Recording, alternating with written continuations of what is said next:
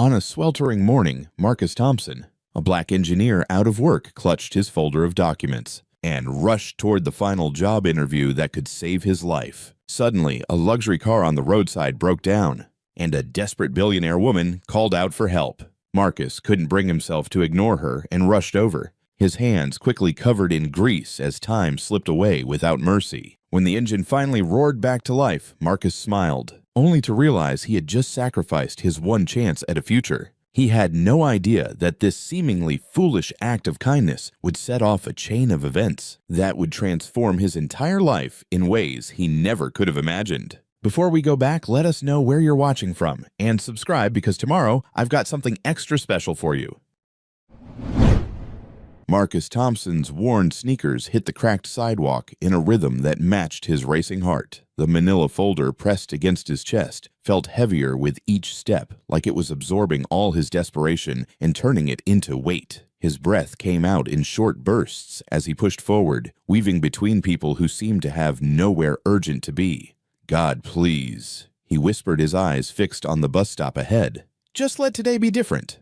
The morning air was cold, but sweat dampened his collar anyway. Marcus had been walking this same route for months now, but today felt different. Today had to be different. He couldn't afford another rejection, another closed door, another sympathetic smile that meant nothing. He remembered with a sharpness that hurt when he used to drive to work. A sleek sedan leather seats the smell of new car mixed with his cologne. Marcus Thompson, top of his engineering class. Marcus Thompson, lead petroleum engineer at Continental Energy Solutions. That version of himself felt like a character from someone else's story now. 5 years ago, he'd walked into that company's headquarters like he owned the place. In a way, he had. His designs had saved them millions. His innovations had pushed their efficiency ratings through the roof. The CEO had shaken his hand at the annual dinner and told him he was the future of the company. Marcus's jaw clenched. The future. What a joke. He'd met Clara at that same dinner. She'd been working in corporate communications, and when she smiled at him across the banquet hall, everything else had faded away.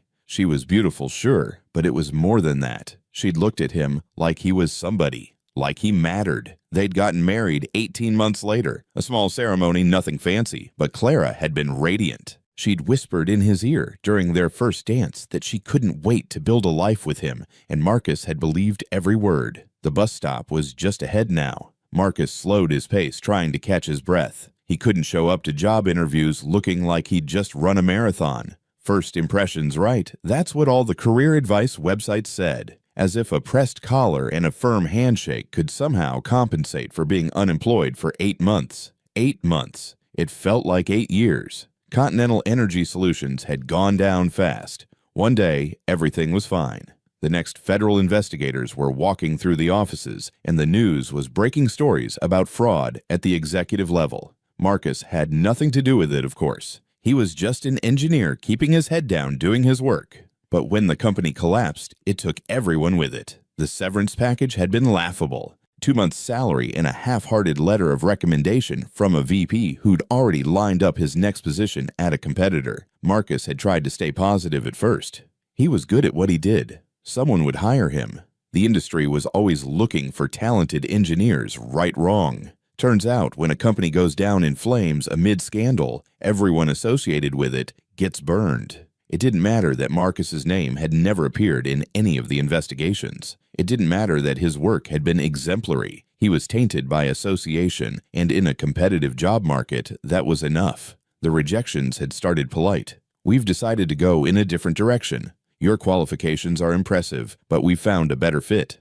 We'll keep your resume on file." Then they'd stopped being polite. They'd just stopped responding altogether. Marcus reached the bus stop and leaned against the shelter, his folder still clutched to his chest. An older woman was already waiting her shopping bags at her feet. She glanced at him, then away quickly. Marcus was used to that look. He knew what he looked like these days, desperate, tired, a man, barely holding it together. His phone buzzed in his pocket. For a second, hope flared in his chest. Maybe it was a callback. Maybe someone had actually looked at his resume and seen his potential instead of his misfortune. He pulled out the phone. It was Clara. "Where are you?" Her voice was sharp before he could even say hello. "At the bus stop. I'm going to—" "You know we need milk. You were supposed to pick it up yesterday." Marcus closed his eyes. Clara, I'm on my way to drop off applications. I can get milk on the way back. Applications.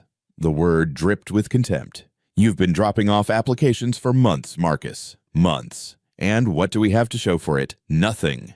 I'm trying, he said quietly, aware of the woman at the bus stop, pretending not to listen. I'm doing everything I can.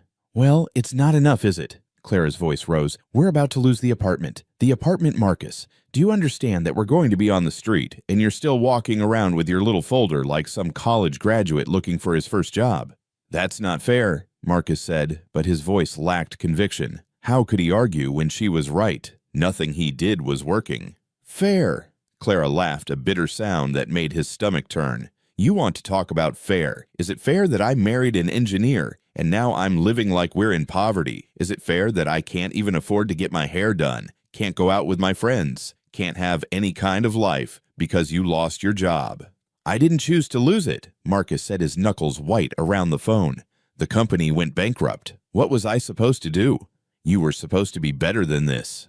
Clara's voice had gone cold now, which was somehow worse than the yelling. You were supposed to be someone I could depend on. Instead, you're pathetic, Marcus. You're absolutely pathetic. The line went dead. Marcus stared at his phone for a long moment, Clara's words echoing in his head. Pathetic. When had she started seeing him that way? When had the woman who'd promised to stand by him through anything turned into this stranger who could barely stand to look at him? He knew the answer, though. It had been gradual, like watching paint peel. First came the worried looks when he came home empty-handed from job fairs. Then the disappointed sighs when he told her about another rejection. Then the complaints about money, about sacrifices, about the life she was supposed to have, the life he was supposed to provide. They'd sold his car first. That had hurt, but Marcus had understood the necessity. They needed the money to stay afloat. Clara had cried when the buyer drove it away, and Marcus had held her, promising it was temporary. They'd get through this together. Then they'd sold her jewelry. Then the furniture they'd saved up for.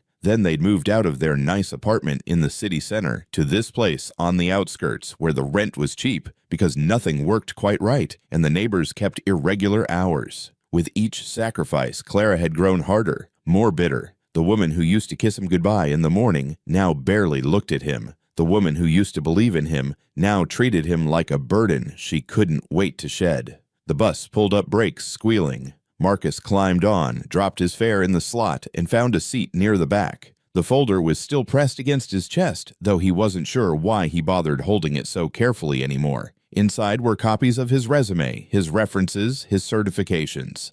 All the proof that he used to be somebody. Used to be. Past tense. That's what his life had become, a series of things that used to be true. He used to be successful. He used to be respected. He used to have a wife who loved him. Marcus pressed his forehead against the window as the bus lurched forward. The city rolled past, full of people heading to jobs they had, lives they were living. He felt like a ghost passing through a world he no longer belonged to. His reflection stared back at him from the glass. He barely recognized himself anymore. The confidence was gone. The spark in his eyes had dulled. He looked tired, defeated, pathetic, just like Clara said. God, he whispered again, his breath fogging the window. I know I haven't been perfect. I know I've made mistakes. But please, please just give me a chance. Just one break. That's all I'm asking for. The bus continued its route, and Marcus continued his silent prayer, clutching his folder full of yesterday's achievements, hoping desperately that somewhere, somehow, today would be the day everything changed. He had no idea how right he was. The apartment was still dark when Marcus's phone rang at 6:30 in the morning. He'd been awake for an hour already, staring at the ceiling, listening to Clara's steady breathing beside him. They didn't talk much anymore, not even in bed. The silence had become its own presence in their marriage, heavy and suffocating. The phone buzzed against the nightstand, loud in the quiet room. Marcus grabbed it quickly, not wanting to wake Clara. She'd been up late last night, scrolling through social media, looking at photos of her friends' vacations and new purchases, her face growing darker with each swipe. The number on the screen was unfamiliar. Marcus's heart jumped. Unknown numbers meant possibilities. They meant someone might actually want to talk to him about a job instead of sending another automated rejection email. He slipped out of bed and into the hallway before answering. Hello? Is this Marcus Thompson? The voice was professional, female, efficient. Yes, this is Marcus. Mr. Thompson, this is Jennifer Cole from Metro Pro Chemicals PLC. We received your application for the senior petroleum engineer position. Marcus's breath caught.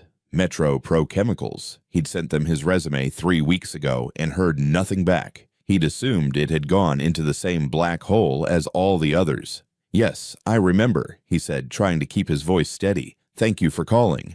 We'd like to bring you in for an interview. Would you be available this morning at 8 o'clock? This morning? Marcus's mind raced. It was already 6:30. Metro Pro Chemicals was on the other side of the city, easily an hour away by bus, maybe more, depending on traffic. 8 o'clock would be perfect, he heard himself say. I'll be there. Excellent. Ask for me at the front desk when you arrive. We'll see you at 8, Mr. Thompson. The call ended and Marcus stood in the hallway, his phone clutched in his hand, hardly daring to believe what had just happened. Metro Pro Chemicals, one of the biggest chemical companies in the region. They wanted to interview him. Today, in less than 90 minutes, he rushed back into the bedroom. Clara was awake now, sitting up in bed, her hair messy, her eyes still puffy with sleep. Who was that? She asked, her tone already suspicious, like she expected bad news, because bad news was all they ever got anymore. Metro Pro Chemicals, Marcus said, and he couldn't keep the excitement out of his voice. They want to interview me. This morning. At 8. Clara's expression didn't change. Metro Pro Chemicals. They're huge, Clara, massive. If I could get a position there. How are you getting downtown by 8? She glanced at the clock. It's already 6:30. I'll take the bus. I'll make it work. The bus? Clara laughed, but there was no humor in it. The bus that's always late. The bus that breaks down every other week. That bus.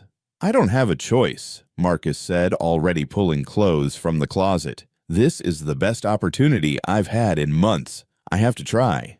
Sure, Clara said, lying back down and pulling the covers up. You do that. Try. Like you've been trying. Let me know how it works out.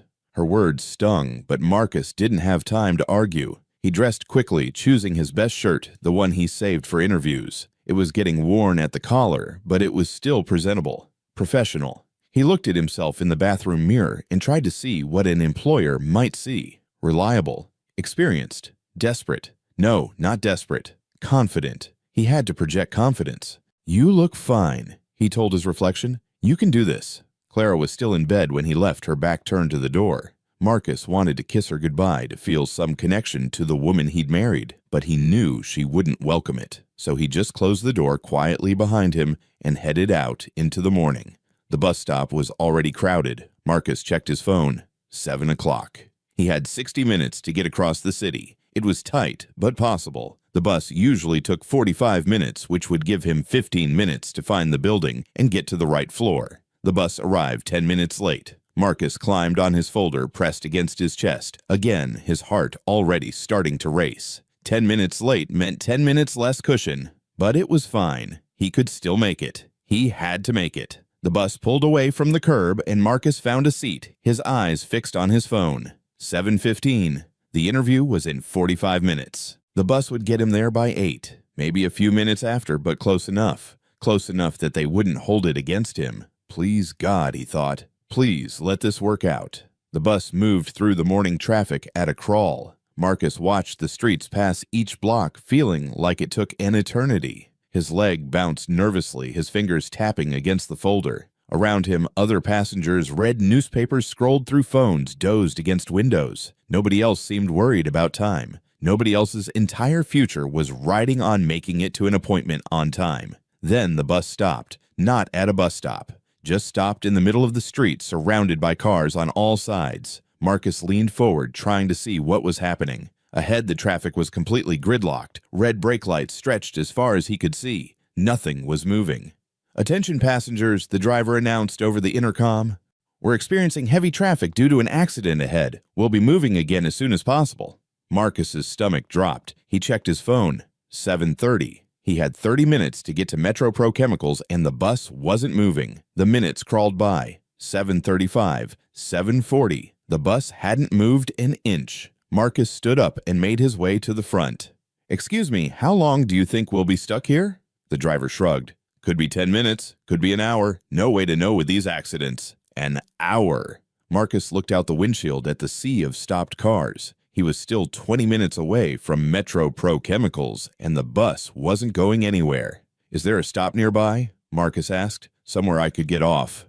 "Next stop's 3 blocks back," the driver said. "But I can't reverse." Marcus looked at the gridlock around them, then at his phone. 7:45. If he stayed on this bus, he'd miss the interview. There was no question about it. But if he got off now, if he walked, it was at least 4 miles to Metro Pro Chemicals, maybe more. But at least he'd be moving. At least he'd have a chance.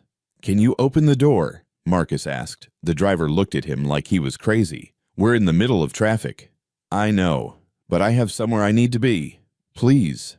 Something in Marcus's voice must have convinced him, because the driver sighed and pressed the button. The doors hissed open. "Good luck," the driver said. "You're gonna need it." Marcus stepped off the bus and into the street. Cars honked immediately, drivers yelling at him to get out of the way. He squeezed between bumpers his folder held over his head and made it to the sidewalk. 7:47, 13 minutes to get 4 miles. It was impossible. Marcus knew it was impossible, but he started running anyway. Marcus's lungs burned. The morning sun was already hot, and sweat soaked through his shirt as he pushed himself forward. His dress shoes weren't made for running, and he could feel blisters forming on his heels with each stride, but he couldn't stop. He wouldn't stop.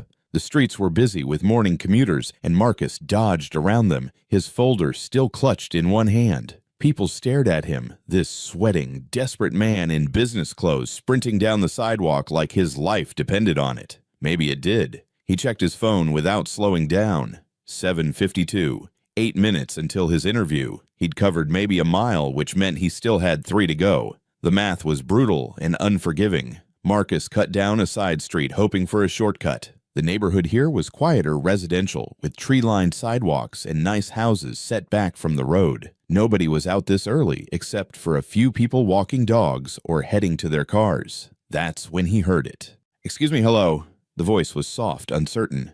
Female. Marcus almost kept running. He didn't have time to stop. He didn't have time for anything except getting to Metro Pro Chemicals. But something made him slow down, made him turn around. A woman stood next to a car on the side of the road. An expensive car Marcus noticed automatically, sleek and black, and probably worth more than he'd made in a year, back when he was actually making money. The hood was up and the woman was standing beside it, looking lost and worried. She was in her early 30s, Marcus guessed, white with blonde hair pulled back in a professional style. She wore a business suit that probably cost more than his rent, and even from a distance, Marcus could tell she was wealthy. Everything about her screamed money and success, and a life that was going exactly according to plan. "Please," she called out when she saw him looking. "I'm so sorry to bother you, but my car broke down, and I don't know anything about cars, and there's nobody else around." Marcus looked at her, then at his phone. 7:54. 6 minutes. "I'm really sorry," he called back, "but I'm late for something important. I'm sure someone else will come along." He started to turn away, but her voice stopped him. "Please, I'm begging you. I have a meeting, and if I miss it, I'll lose a deal I've been working on for months. I know you're in a hurry. I can see that. But I'm desperate, and you're the only person here." There was real fear in her voice. Marcus looked at her again. Really looked at her this time. She wasn't just worried. She was scared. Her hands were shaking slightly and her eyes were wide. "I don't know anything about fixing cars," she continued, talking faster now. "My driver called in sick this morning, and I thought I could drive myself. But now this happened, and I'm alone, and I don't know what to do." Marcus stood frozen on the sidewalk. Every logical part of his brain was screaming at him to keep running. He had 6 minutes to get to the most important interview of his life. 6 minutes to save his marriage, his future. Everything he'd been fighting for. This woman's problems weren't his problems, but she was looking at him with such hope, such desperate need for help. And he knew what it felt like to be desperate. He knew what it felt like to need someone, anyone, to just give you a chance. "Please," she said again, softer now. "I wouldn't ask if I wasn't terrified of being stuck here alone. This neighborhood might look safe, but you never know. And I need help." Marcus closed his eyes. He thought about Clara, about her bitter words that morning, about the apartment they were about to lose, about the life that kept slipping through his fingers no matter how hard he tried to hold on. Then he thought about the kind of man he used to be, the man who helped people, The man who did the right thing even when it was hard. Was he still that man, or had months of rejection and failure and Clara's contempt beaten it out of him? He opened his eyes and looked at his phone one more time. 7:56. 4 minutes. Then he walked toward the woman and her expensive broken-down car.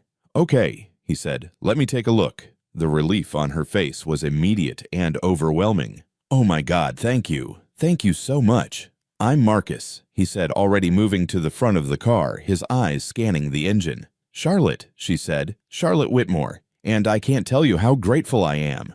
Marcus barely heard her. He was already focused on the car, his engineering brain automatically analyzing the problem. It didn't matter if it was petroleum processing equipment or a car engine mechanical systems, followed the same basic principles. He checked the obvious things first. Battery connections looked fine. No visible leaks. Nothing obviously broken. Then he noticed the air filter housing was slightly loose, and one of the sensor connections had come unplugged. "When did it start having problems?" he asked, already reaching in to reconnect the sensor. "About 10 minutes ago," Charlotte said. "It just started making a weird noise, and then died completely. I managed to pull over, but then it wouldn't start again." Marcus found the problem quickly. A combination of the loose sensor and a clogged fuel line. Simple fix, really. 5 minutes of work, maybe less. He just had to reconnect everything properly and clear the blockage. His hands moved automatically, years of engineering training taking over. Behind him, Charlotte watched, nervously checking her own phone every few seconds. "You really know what you're doing?" she said, sounding surprised. "I'm an engineer," Marcus said without thinking. Then he corrected himself. "I was an engineer. I'm between jobs right now." "Oh," Charlotte's voice was sympathetic. "I'm sorry. That must be hard." Marcus didn't respond. He was focused on finishing the repair. 7:58, 2 minutes until his interview. He'd already missed it. There was no way he could make it now. But at least he could finish what he'd started here. At least he could help this one person. "Try starting it now," he said, stepping back from the engine. Charlotte got in the car and turned the key. The engine roared to life, smooth and powerful. "Oh my God!" She jumped out of the car, her face lit up with joy. "You did it. You actually fixed it." "Just a loose connection and a minor blockage," Marcus said, wiping his hands on his already sweaty shirt. "Should be fine now." "I don't know how to thank you," Charlotte said. She pulled out her wallet. "Please let me pay you." "How much?" "No," Marcus said quickly. "That's not necessary.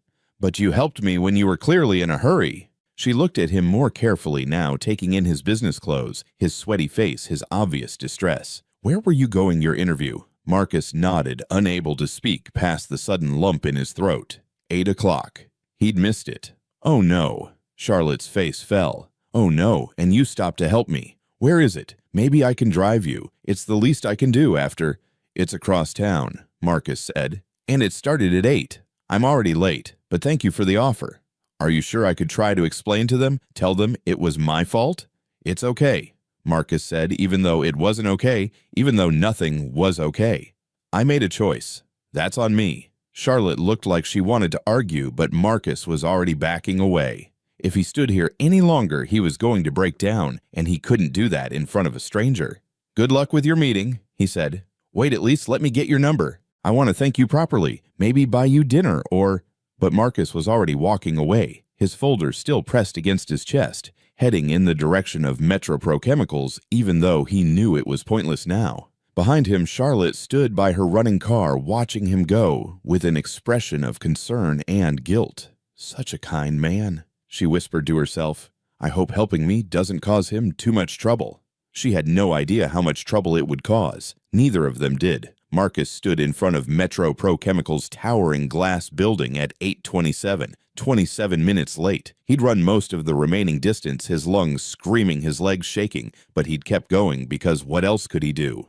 Give up, go home to Clara, and admit he'd failed before he'd even tried. The building was impressive, all steel and glass reaching toward the sky. Through the front windows, Marcus could see a pristine lobby with marble floors and modern furniture. This was the kind of place where successful people worked, the kind of place he used to belong. He took a moment to catch his breath and straighten his shirt. The fabric was wrinkled and damp with sweat. His hair was a mess. He looked exactly like what he was, a desperate man who'd run 4 miles in dress shoes. But he was here. That had to count for something. Marcus pushed through the revolving door and into the air-conditioned lobby. The cool air hit his sweaty skin, making him shiver. Behind a sleek reception desk, a woman in her 40s looked up at him. Her expression went from professional smile to something colder the moment she saw him.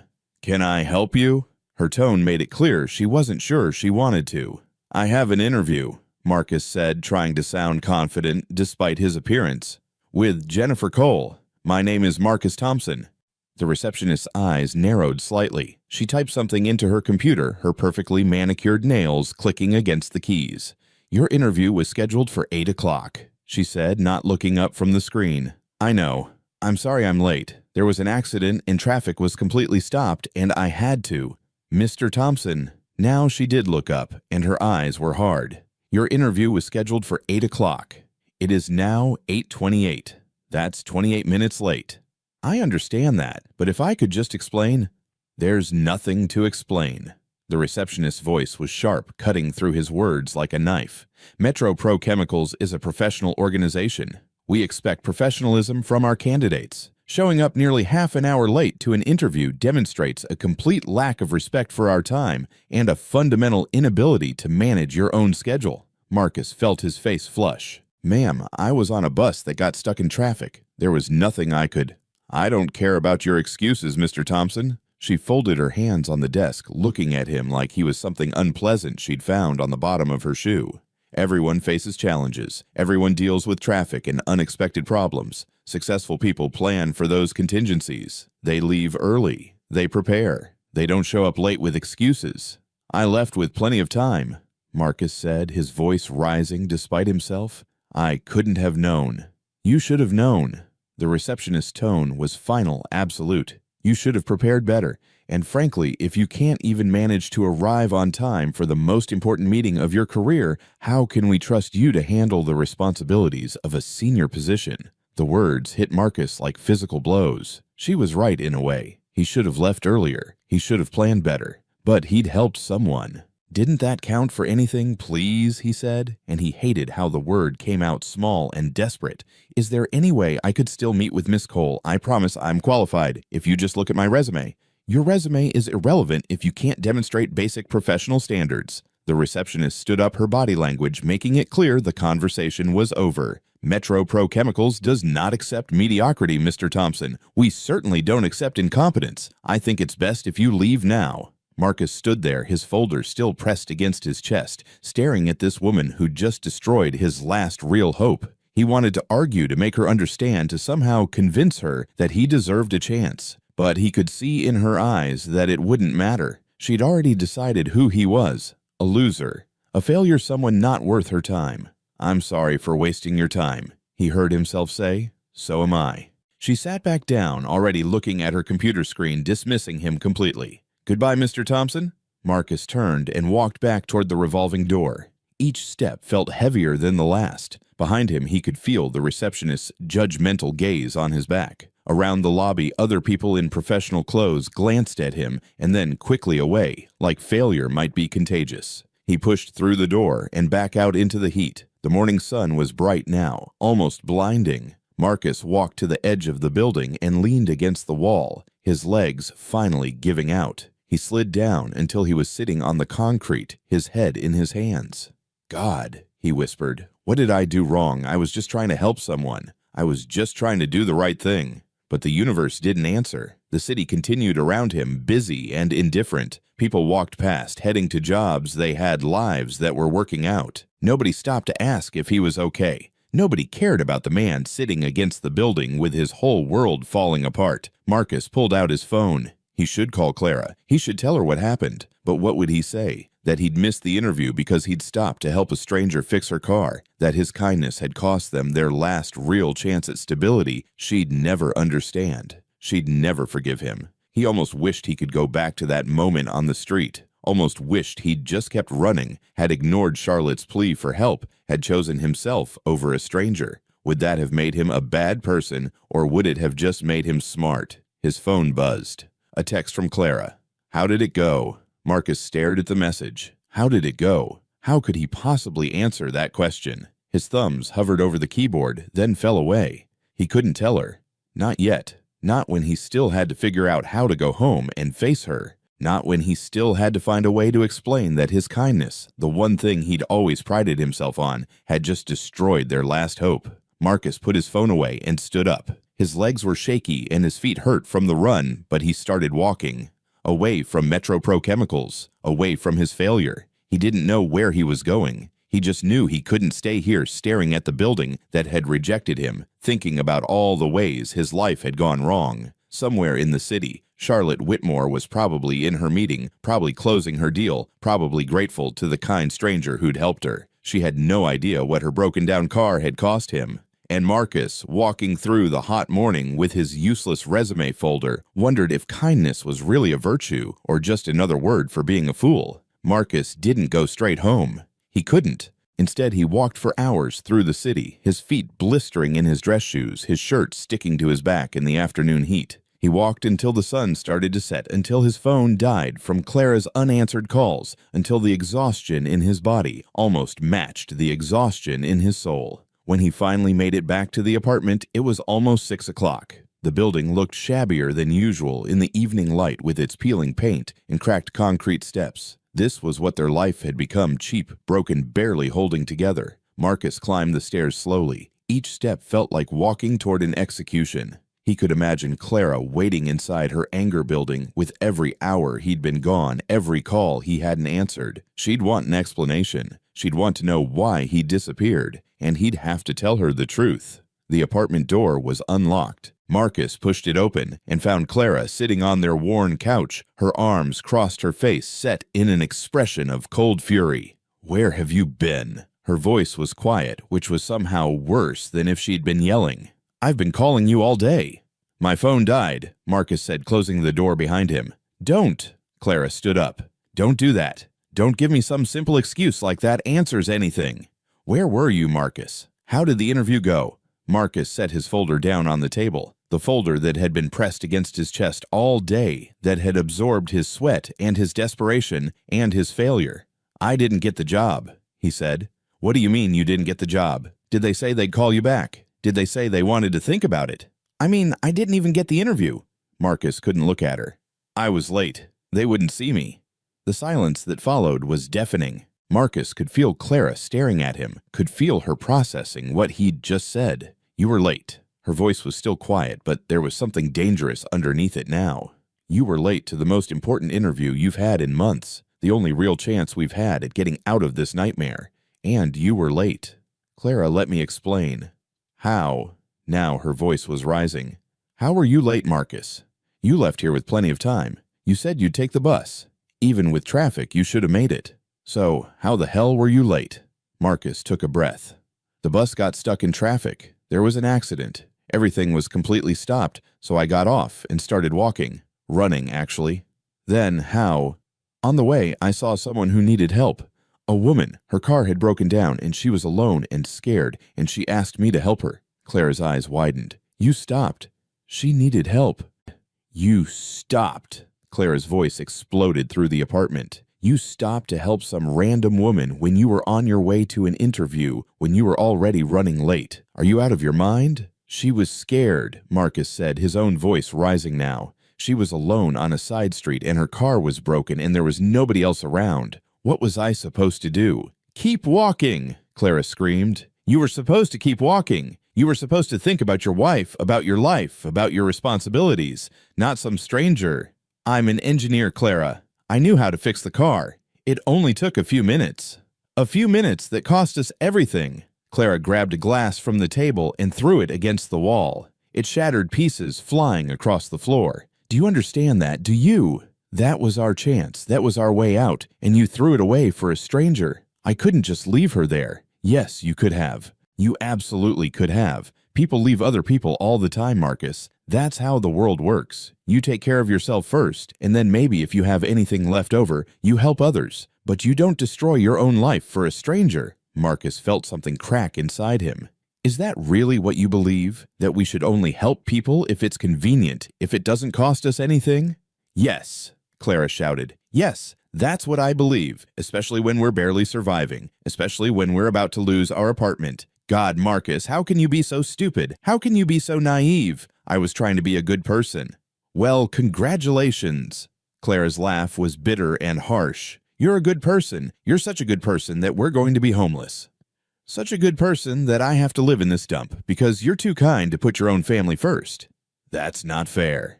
Nothing about this is fair." Tears were streaming down Clara's face now, but they were tears of rage, not sadness. "I married an engineer. I married someone successful, someone who had ambition and drive. And look at you now. You're pathetic. You're absolutely pathetic. You choose a stranger over your own wife, and you stand there acting like you did something noble."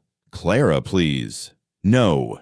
She wiped her eyes angrily. "No more please. No more chances. No more watching you fail over and over while you act like your kindness makes up for your incompetence." "What are you saying?" Clara walked to the bedroom. Marcus heard drawers opening, closet doors sliding. When she came back out, she was carrying a bag half full with clothes. "I'm saying I'm done," she said, her voice cold and final. "I'm done with this, with you, with pretending that things are going to get better when we both know they won't." "Clara, don't do this." Marcus moved toward her, but she held up a hand. "Don't touch me. Don't come near me." "Where will you go?" "Anywhere." She threw more clothes into the bag. "Anywhere is better than here. My sister's place, a friend's couch. Hell, a homeless shelter would be better than staying here and watching you destroy both our lives with your pointless kindness." "I love you," Marcus said, and his voice broke on the words. Clara stopped packing. For a moment, just a moment, her expression softened slightly. Then it hardened again.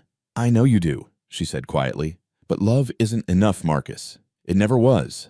I need someone who can provide, someone strong, someone who puts me first. And you're not that person. You proved that today." She zipped up the bag and walked to the door. Marcus wanted to stop her, to throw himself on the ground and beg to promise he'd change, to somehow make her understand. But he knew it wouldn't matter. Clara had made up her mind. Maybe she'd made it up weeks ago, months ago, and had just been waiting for the right excuse to leave. "Goodbye, Marcus," she said, her hand on the doorknob. "Clara, please, don't give up on us. On me." She looked back at him one last time. "You gave up on us the moment you stopped to help that woman. You chose her over me, over us. So don't stand there and tell me I'm giving up. This is on you." The door closed behind her with a soft click that sounded like the end of the world. Marcus stood in the empty apartment, staring at the closed door, waiting for her to come back. Waiting for her to realize she'd been too harsh, that they could work through this, that 8 years of marriage had to mean something. But she didn't come back. The apartment was silent, except for the sound of Marcus's ragged breathing. He walked to the couch and sat down, his head in his hands. Everything Clara had said was playing on repeat in his mind. Pathetic, stupid, naive, a failure. Was she right? Had he really thrown away their last chance for a stranger? Had his kindness really been that foolish? Marcus thought about Charlotte, about her scared eyes and shaking hands. He thought about how grateful she'd been when her car started, how relieved. If he'd kept running, she would have been stuck there alone and frightened, maybe for hours. But if he'd kept running, he would have made his interview. He might have gotten the job. His marriage might have survived. "God," he whispered into the empty room. "What did I do wrong? I was just trying to help. Why does doing the right thing have to cost so much?" The silence that answered him felt like judgment. A week later, an envelope arrived in the mail. Marcus recognized Clara's handwriting immediately. Inside were 2 things, their wedding ring and divorce papers, with a sticky note that read, "Sign these. Let's both move on." Marcus held the ring in his palm. It was small and gold, worn from years of wearing. He remembered buying it, remembered how excited he'd been, how sure that he and Clara would build a beautiful life together. He'd been so naive. Marcus set the ring on the table and picked up the divorce papers. The legal language was cold and clinical. Irreconcilable differences, division of assets, dissolution of marriage, the end of everything he'd built, reduced to legal terms on paper. He signed the papers that night, his signature shaky but final. Then he sat in the dark apartment holding Clara's ring and let himself finally break down and cry. He'd lost his job, he'd lost his wife, he'd lost his home, his dignity, his hope. And for what? For stopping to help a stranger who didn't even know his name. For trying to be kind in a world that punished kindness. Marcus didn't sleep that night. He sat on the couch until dawn, watching the darkness slowly fade to gray, wondering if there was any point in going on. wondering if Clara had been right all along, that kindness was just another word for weakness, that good people finish last, that the only way to survive was to look out for yourself first. By the time the sun rose, Marcus had made a decision. He couldn't give up. Not yet. Not completely. He had to try one more time. He had to find a way to survive, even if just to prove to himself that Clara had been wrong about him. He might be down, he might be broken, but he wasn't finished. Not yet. The construction site foreman looked Marcus up and down with skeptical eyes. The morning sun was barely up, casting long shadows across the dirt lot where heavy machinery sat idle waiting for the day's work to begin.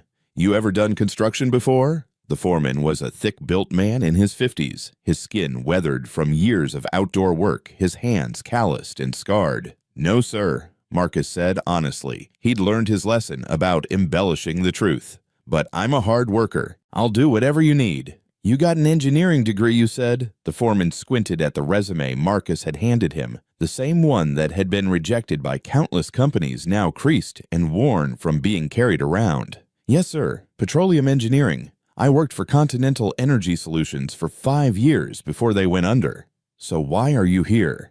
The foreman waved his hand at the construction site, at the half-built structures, the piles of lumber, the bags of cement. "This ain't exactly engineering work." Marcus met his eyes directly. "Because I need a job, any job. I'll carry bricks, mix cement, dig holes. Whatever you've got, I'll do it." The foreman studied him for a long moment. Marcus stood there trying to look capable despite the fact that his body was already tired from the walk here, despite the fact that his dress shoes, the only shoes he had left, were completely wrong for a construction site, despite the fact that everything about him screamed that he didn't belong here. "What happened?" the foreman asked. "How does a guy with an engineering degree end up begging for construction work?" Marcus could have lied, could have made up some story that made him sound less desperate, less broken, but he was too tired for lies. "Life happened," he said quietly. "Lost my job when the company collapsed.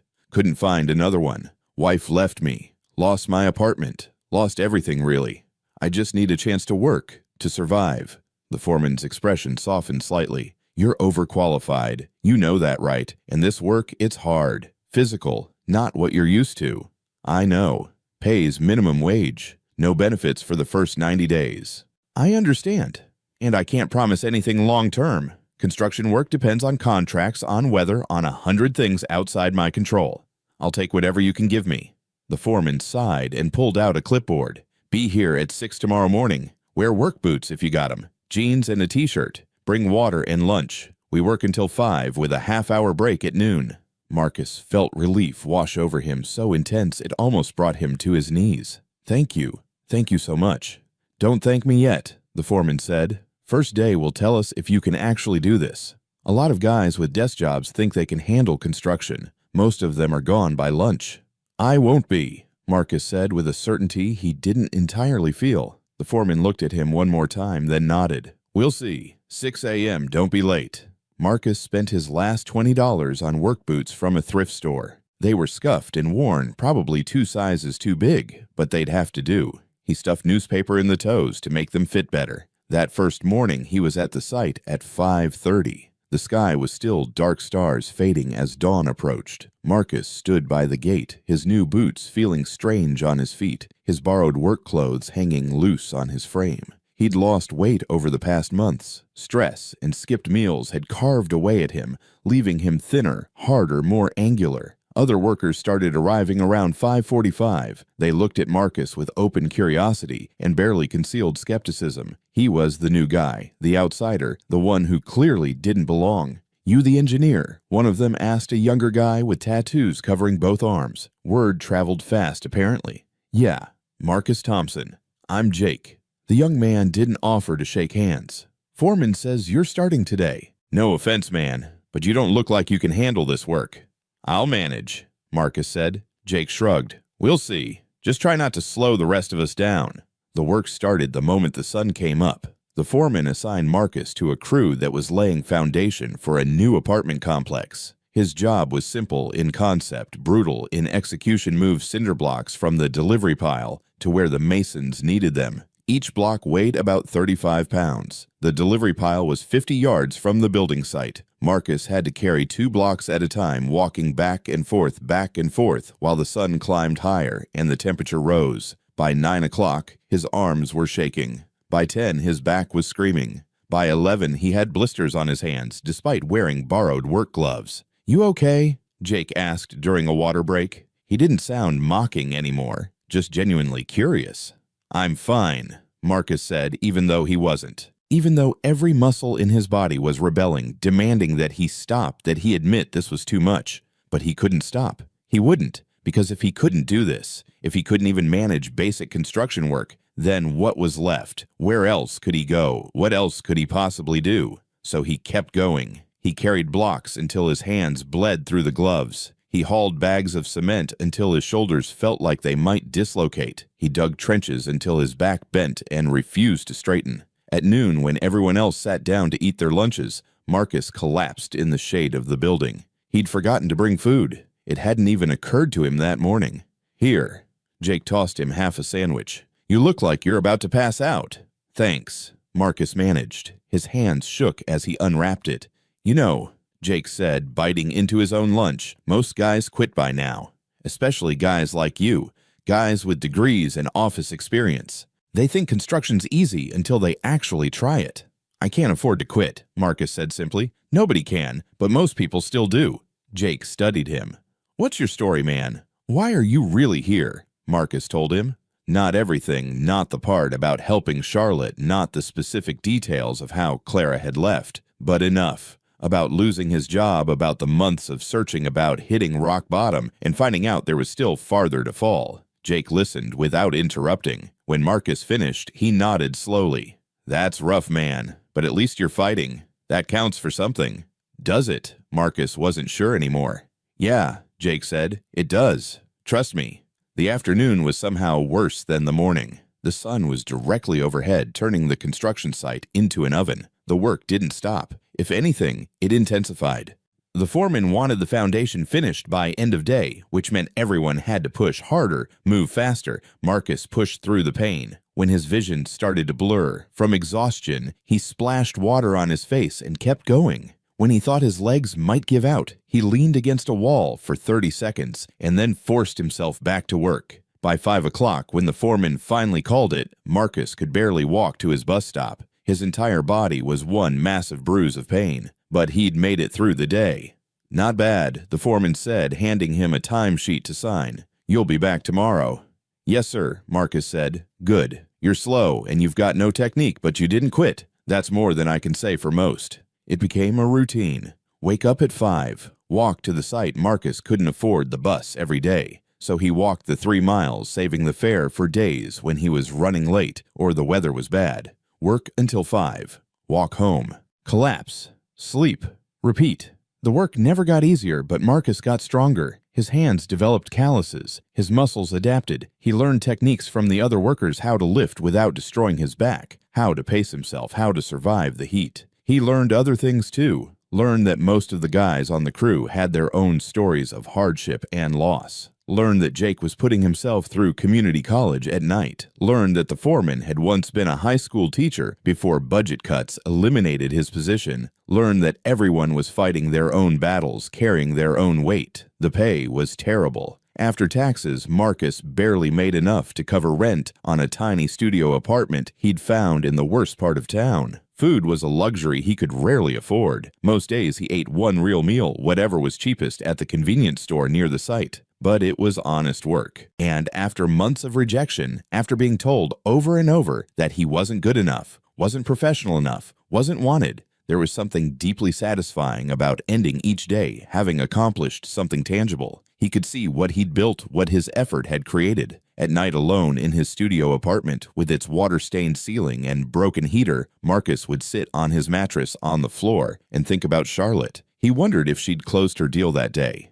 He wondered if she ever thought about the man who'd helped her. He wondered if she had any idea what her broken-down car had cost him. But he tried not to be bitter about it, tried not to regret his choice, because even now, even after everything he'd lost, Marcus couldn't quite bring himself to wish he'd left her stranded. She'd been scared and alone, and he'd helped her. Maybe that had been stupid. Maybe Clara had been right that kindness was a luxury he couldn't afford. but it was who he was. And if he lost that, if he became the kind of person who could walk past someone in need, then what would be the point of surviving anyway? 3 weeks into the construction job, Marcus received an envelope in the mail. Inside were the signed divorce papers and a brief note from Clara's lawyer. It was official now. 8 years of marriage dissolved. Over. Done. Marcus put the papers in a drawer and went to bed early. He had to be up at 5 for work. 6 weeks after Marcus started at the construction site, the crew was transferred to a new project. A massive development on the north side of the city luxury apartments, the foreman explained. Government-subsidized housing for low-income families designed to look upscale. A big contract, lots of work, potentially months of steady employment. Marcus didn't care about the details. He just cared that his job was secure for a while longer. The new site was enormous. Multiple buildings in various stages of construction, heavy machinery everywhere, hundreds of workers from different companies, all working on different aspects of the project. It was chaos, but organized chaos, everyone moving with purpose. Marcus's crew was assigned to one of the partially completed buildings. Their job was finishing the interior work, drywall, flooring, basic fixtures. It was different from the foundation work Marcus had been doing, but he adapted. He was good at adapting now, good at doing whatever was needed without complaint. The days fell into the same rhythm as before. Wake up, work, survive, sleep, repeat. Then on a Tuesday morning, 3 weeks into the new site, everything changed. Marcus was mixing mortar in a large plastic tub, his shirt already soaked with sweat, despite the early hour. The work was mindless. Rhythmic add water stir, add more cement powder stir again. It gave him time to think, which wasn't always a good thing. He was thinking about Clara, about their wedding day when she'd looked at him like he was everything she'd ever wanted, about their first apartment, how they'd laughed while trying to assemble furniture from confusing instructions, about the moment he'd known the marriage was really over when she'd looked at him with contempt instead of love. "Excuse me, are these the plans for Building C?" The voice was female, cultured, confident, the kind of voice that belonged to someone important, someone with authority. Marcus didn't look up. Important people didn't talk to construction workers unless they needed something, and whatever they needed, it wasn't from him. "Building C is that way, ma'am," Jake called out from nearby. "This is Building A." "Oh, thank you. And where can I find the site supervisor?" "Foreman's office is in that trailer, the blue one." "Perfect. Thank you so much." Marcus continued mixing mortar, his mind already drifting back to memories he couldn't quite let go of. He didn't register the footsteps approaching him. Didn't register that someone had stopped, was standing nearby, was staring. "Marcus." The voice was tentative now, uncertain, and something about it made Marcus freeze his mixing stick, suspended in the gray paste. He knew that voice. Marcus looked up slowly, and his world tilted sideways. Charlotte Whitmore stood 5 feet away, wearing an expensive navy suit, her blonde hair pulled back, her eyes wide with shock. She looked exactly the same as she had that morning on the side street, polished, professional, successful. Everything Marcus used to be and wasn't anymore. For a moment, neither of them moved. They just stared at each other, the construction site noise fading into background static. "It is you," Charlotte breathed. "I can't believe, what are you doing here?" Marcus became acutely aware of how he must look. Covered in dust and sweat, mixing mortar in a plastic tub, wearing clothes that had seen better days. He was a construction worker, and she was whatever she was. Someone important enough to inspect this massive development project. Someone who existed in a completely different world.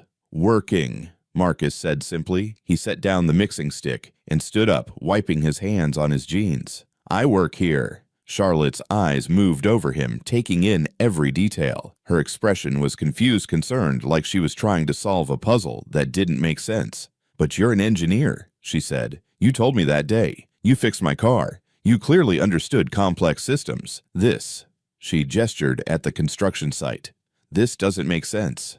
"Life doesn't always make sense," Marcus said. He could feel the other workers watching now, curious about why some fancy lady was talking to Thompson. "Can we talk?" Charlotte asked. "Privately." Marcus glanced at the mortar he'd been mixing, then at Jake, who nodded. "Go ahead, man. I'll cover for you." Marcus led Charlotte away from the building to a quieter area near the fence that surrounded the site. His heart was pounding, though he couldn't quite say why. Embarrassment, maybe, or residual anger at how that morning had turned out, or just the surreal feeling of these two parts of his life before and after colliding. I've thought about you so many times, Charlotte said once they were alone. That morning when you helped me, I wanted to thank you properly, but you left before I could get your information. I've felt guilty about it for weeks, worrying that I'd made you late for something important. Marcus almost laughed. Made him late. That was one way to put it. You did make me late, he said. But that's not your fault. I made a choice to stop and help you. What were you late for, your interview? Yeah. Did they reschedule? Did you explain what happened? Marcus shook his head. They wouldn't see me. Said being late showed I was unprofessional, incompetent, not the kind of person they wanted. Charlotte's face went pale. Oh my God, Marcus, I'm so sorry. If I'd known. It's okay, Marcus said, even though it wasn't. You needed help. I helped you. That's all there is to it. But your interview is long over.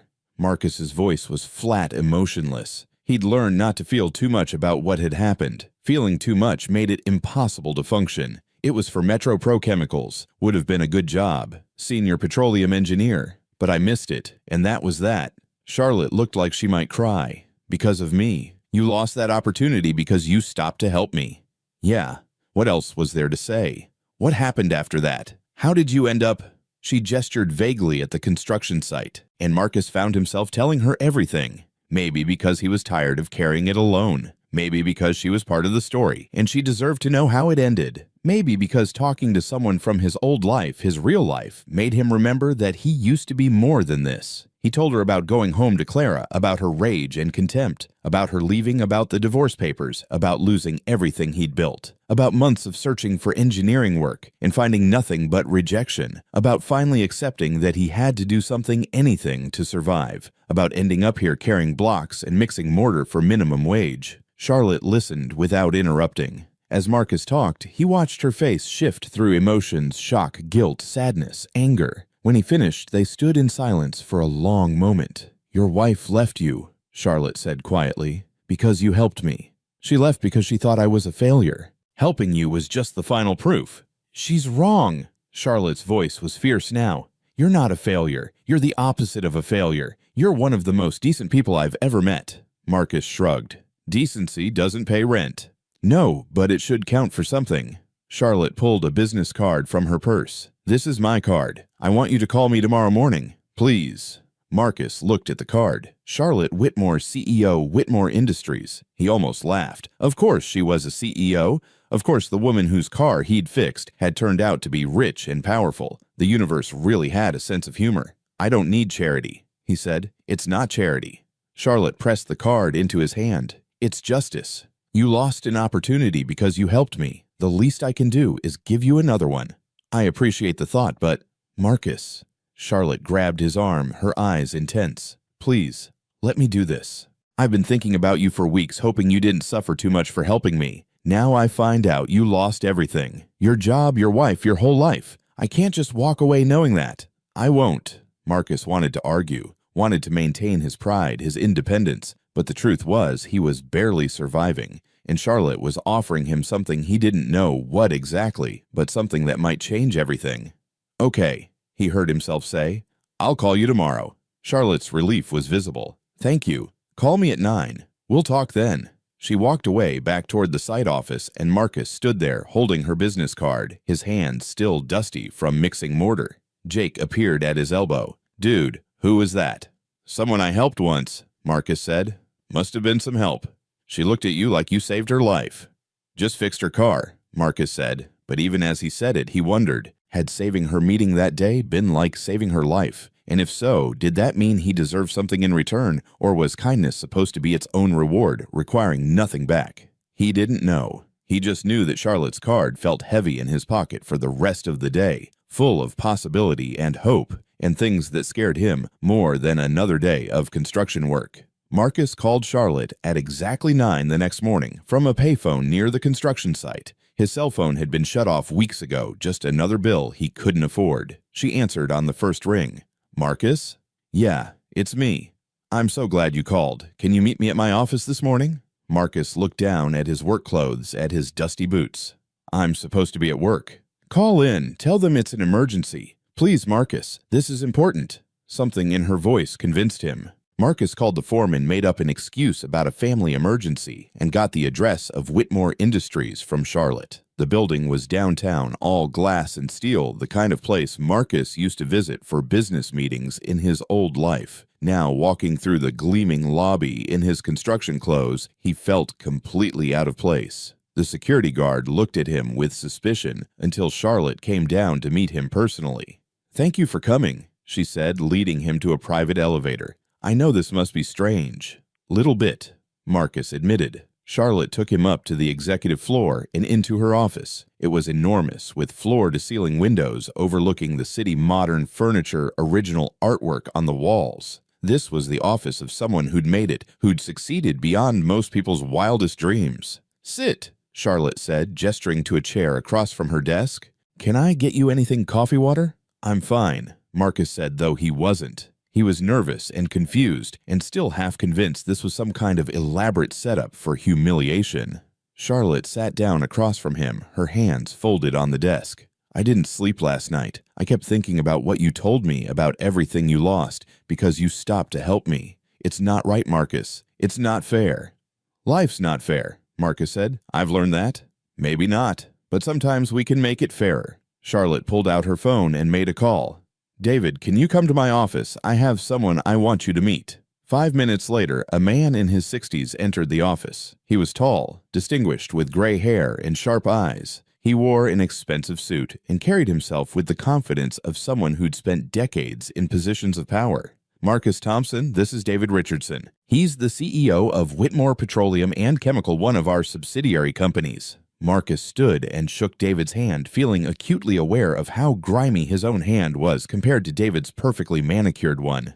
"Charlotte told me about you," David said, his voice warm despite his formal appearance. "She told me what you did for her and what it cost you. I have to say, I'm impressed." "I just helped someone who needed it," Marcus said uncomfortably. "Exactly." David sat down and gestured for Marcus to do the same. "Charlotte showed me your resume last night. MIT graduate, 5 years at Continental Energy Solutions. Impressive projects. Efficiency improvements that saved your company millions. You're clearly talented." "Was talented," Marcus corrected. "That was a long time ago." "Talent doesn't disappear," David said. "And from what Charlotte tells me, you're also the kind of person who stops to help someone even when it costs you everything. That's rare. That's valuable." Marcus didn't know what to say. He just sat there waiting for the other shoe to drop, waiting to find out what they really wanted from him. "We have an opening," David continued. "Technical Operations Manager at Whitmore Petroleum. It's a senior position. Good salary, full benefits, company car. The works." Marcus's heart started pounding. "You're offering me a job." "I'm offering you an interview," David corrected gently. "But I've already reviewed your credentials, and assuming you can demonstrate that your skills are still sharp, I'm prepared to make an offer." "I don't understand," Marcus said. "Why? Why would you do this?" Charlotte leaned forward. "Because you deserve it, because you're qualified, and because you sacrificed your own opportunity to help someone else. That's not something we want to punish, Marcus. That's something we want to reward. But Marcus struggled to find words. "I've been out of engineering for almost a year. I'm not the same person I was." "Maybe you're better," David said. "You've seen the bottom. You've done physical labor. You understand what real work is. Those are things that can't be taught in a classroom." He pulled out a folder. "I had HR put together a technical assessment, basic engineering principles, problem solving, that sort of thing. If you can pass it, the job is yours." Marcus took the folder with shaking hands. Inside were pages of engineering problems, thermodynamics, chemical processes, efficiency calculations, things he used to do in his sleep.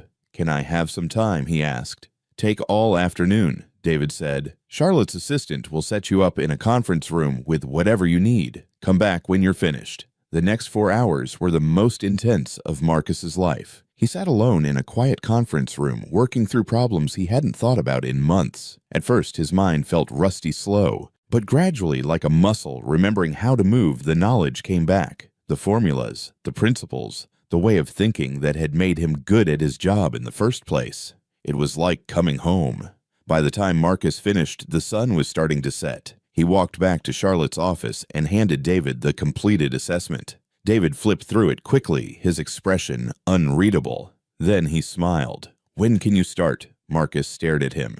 "I passed." "You didn't just pass. You scored perfectly. These problems were designed to be challenging, and you worked through them like they were simple arithmetic." David stood and extended his hand. "Welcome to Whitmore Petroleum, Mr. Thompson. I think you're going to do great things here." Marcus shook his hand, still hardly believing this was happening. "Thank you. I don't know what to say." "Say you'll start Monday," Charlotte said, smiling. "And Marcus, there's a company apartment in the building downtown. Temporary housing for executives who are relocating. It's yours until you get settled. And the company car will be ready Monday morning," David added, "along with your employee packet ID badge and everything else you'll need." It was too much. After months of having nothing, of being nothing, suddenly he had everything again. Marcus felt dizzy, overwhelmed, like the universe had shifted beneath his feet. "Why?" he asked again. "Why are you doing this? It can't just be because I fixed Charlotte's car." Charlotte and David exchanged a glance. Then Charlotte spoke. "That morning, when you helped me, I was on my way to the most important meeting of my career, a deal that would expand Whitmore Industries into 3 new markets. A deal worth hundreds of millions of dollars. If my car had stayed broken, if I'd missed that meeting, I would have lost everything I'd been working toward for years." She paused, her eyes meeting Marcus's directly. "You saved me that day, Marcus. You saved my deal, my company's future, my career. And you did it without knowing who I was or what was at stake. You did it just because someone needed help." Charlotte's voice was thick with emotion. "So no, this isn't charity. This is me paying a debt I'll never be able to fully repay." Marcus felt tears stinging his eyes. He'd spent so long thinking his kindness had been a mistake, that helping Charlotte had ruined his life, but maybe, just maybe, it had actually saved it. "Thank you," he whispered. "Both of you. Thank you." 3 months later, Marcus stood in his new office on the 15th floor of Whitmore Petroleum's headquarters. Not a huge office, but it was his, with his name on the door and a window that looked out over the city. He'd been promoted twice already. His projects were saving the company money and improving efficiency across multiple divisions. David had started bringing him into executive meetings, asking for his input on major decisions. Marcus was rebuilding everything he'd lost piece by piece. The apartment Charlotte had given him had turned permanent. The company car had become a given. He had savings again, stability again, a future that looked bright instead of bleak. His phone buzzed. A text from Jake. "Hey man, saw your picture on the company website. Technical Operations Manager. Damn good for you. Drinks sometime." Marcus smiled and texted back, "Definitely. You free this weekend?" He kept in touch with Jake and a few of the other guys from the construction site. They'd been there for him when he had nothing, and he wouldn't forget that. Wouldn't forget where he'd been or how easily everything could fall apart. A knock on his office door interrupted his thoughts. Marcus looked up to see Charlotte standing there holding 2 coffee cups. "Got a minute?" she asked. "For you always." Charlotte handed him a coffee and sat down across from his desk. "I have a proposition. We're expanding into renewable energy, wind farms, solar installations, the whole works. David and I want you to head up the technical side of the operation." Marcus's eyebrows rose. "That's a massive undertaking." "I know. That's why we need someone brilliant, someone who can think creatively and solve complex problems, someone who doesn't give up when things get hard." Charlotte smiled. "Someone like you." "I'd be honored," Marcus said. They talked details for a while, timeline, budget, staffing. When Charlotte finally left, Marcus sat back in his chair and looked out the window at the city spread below him. That's when he saw her. Clara was standing on the sidewalk below, looking up at the building. Even from 15 floors up, Marcus recognized her immediately. She was dressed nicely, her hair done, looking like the woman he'd married instead of the bitter stranger who'd left him. His phone rang a minute later, the receptionist downstairs. "Mr. Thompson, there's a Clara Thompson here to see you. She says she's your wife." "Ex-wife," Marcus corrected gently. "Send her up." He could have refused, could have told the receptionist he was too busy, could have avoided this confrontation entirely. But Marcus had learned something over the past months. Running from difficult things only made them harder later. Clara knocked tentatively on his office door 5 minutes later. When Marcus opened it, she looked at him with an expression he remembered from years ago, admiration mixed with affection. "Marcus," she breathed, "I saw your picture online. I saw you'd gotten a position here. I had to see if it was really true." "It's true," Marcus said. He didn't invite her in, just stood in the doorway. "I made a mistake," Clara said, tears forming in her eyes. "Walking away from you. I was angry and scared, and I said terrible things. But I never stopped loving you." Marcus looked at her. This woman he'd loved, who'd shared his life, who'd left when things got hard. He felt sadness, but not anger. Understanding, but not forgiveness. "You left me when I needed you most," he said quietly. "You called my kindness foolish. You said I was pathetic for helping someone who needed it. I was wrong." Clara reached for his hand, but Marcus pulled back. "I was so wrong, Marcus. Please, give me another chance. Let me make this right." For a moment, Marcus was tempted. It would be so easy to say yes, to go back to what they'd had, to forgive and forget and pretend the past year hadn't happened. But it had happened, and it had changed him, changed what he wanted and who he wanted to be. "No, Clara," he said gently. "Some things can't be rebuilt. We can't go back to who we were. But you're successful again. We could have the life we always wanted. I'm successful because I stayed true to who I am, because I help people even when it costs me. That's what led me here. And you wanted me to be someone different, someone harder, someone who puts himself first." Marcus shook his head. "I can't be that person. Even if I tried, I couldn't." Clara was crying now, mascara running down her cheeks. "Please, Marcus, I love you." "I loved you too," Marcus said. Past tense. "And I forgive you for leaving. I understand why you did. But forgiveness doesn't mean we should try again." He pulled the signed divorce papers from his desk drawer and handed them to her. "You wanted a better life. I hope you find it, Clara. I really do. Just not with me." Clara took the papers with shaking hands. "If you change your mind." "I won't," Marcus said, not unkindly.